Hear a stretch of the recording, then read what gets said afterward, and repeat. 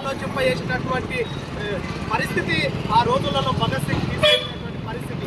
ఏం కోరుకున్నాడు భగత్ సింగ్? ఈ దేశానికి నిజమైన స్వాతంత్రం రావాలి, ఈ దేశంలో మనుషులంతా సమానంగా జీవించాలి, ఈ దేశంలో భూమి మీద జీవిస్తున్న ప్రతి మనిషి సమానంగా జీవించాలంటే అందరూ ఒకే రకమైనటువంటి పంటలు కట్టాలి, అందరూ ఒకే రకమైనటువంటి తిండి తినాలి, అందరికీ ఒకే రకమైనటువంటి చదువు ఉండాలి, అందరూ ఒకే రకమైనటువంటి విధానాలు అనుసరించాలి, అందరికీ సమానత లేకుండా ఒకే కులం ఒకే మతం అనే రకంగా ఈ దేశంలో మనుషులు జీవించాలి.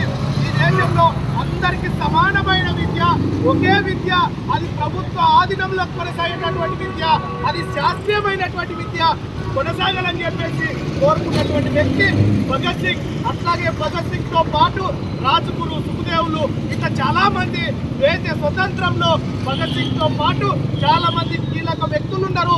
అందులో భగత్ సింగ్ కూడా ఒక ప్రముఖుడు అనేది విద్యార్థులుగా మనం గ్రహించాలి. అట్లా విద్యార్థులుగా మనం భగత్ సింగ్, రాజ్గురు, సుఖదేవులు వారితో పాటు స్వతంత్ర ఉద్యమంలో అసూలు వాసినటువంటి వాళ్ళు చరిత్రని ఈరోజు మనం పాఠ్యాంశాలలో జరుపుకోవాల్సినటువంటి అవసరం ఉన్నది.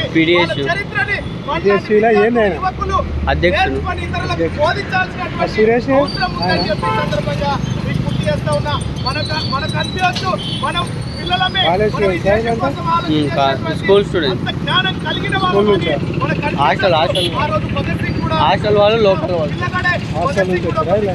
లోకల్ వాళ్ళు ఇట్లా లోకల్ హాస్టల్ దేశాన్ని మార్చాలనేటటువంటి సంకల్పంతో ముందుకెళ్ళేటువంటి వాళ్ళు, అట్లాంటి వాళ్ళ పూర్తిగా విద్యార్థులుగా మనం ముందుకోవాల్సినటువంటి అవసరం ఉన్నది. వెంకటేష్ రామకృష్ణ స్టేట్ పాఠ్యాంశాలలో కూడా అనేక పాఠ్యాంశాలు వెంకటేష్ ఇట్లాంటి వాళ్ళ ఈ దేశంలో మార్పు ప్రెసిడెంట్ వెంకటేష్, మాజీ ప్రెసిడెంట్ సాయి కుమార్ అన్న సబ్జెక్టులను ఈరోజు పాఠ్యాంశాలలో పెట్టినటువంటి పరిస్థితి ఈ దేశంలో ఉన్నది. కాబట్టి ఈ దేశంలో కులం మతాన్ని పెంచి పోషిస్తున్నటువంటి ఒక పక్క మత భావజాలం కలిగినటువంటి మత ఉన్మాదులను వ్యతిరేకించాల్సినటువంటి అవసరం విద్యార్థుల యువకులుగా మన పైన ఉన్నది. కాబట్టి అట్లాంటి విధానాలు లేదా సామ్రాజ్యవాదానికి వ్యతిరేకంగా ఏదైతే భగత్ సింగ్ పిలుపునిచ్చిండో, భగత్ పోరాటాన్ని చేసిండో అట్లాంటి పోరాటాన్ని మనకు ముందు తీసుకోవాల్సినటువంటి అవసరం ఉన్నది.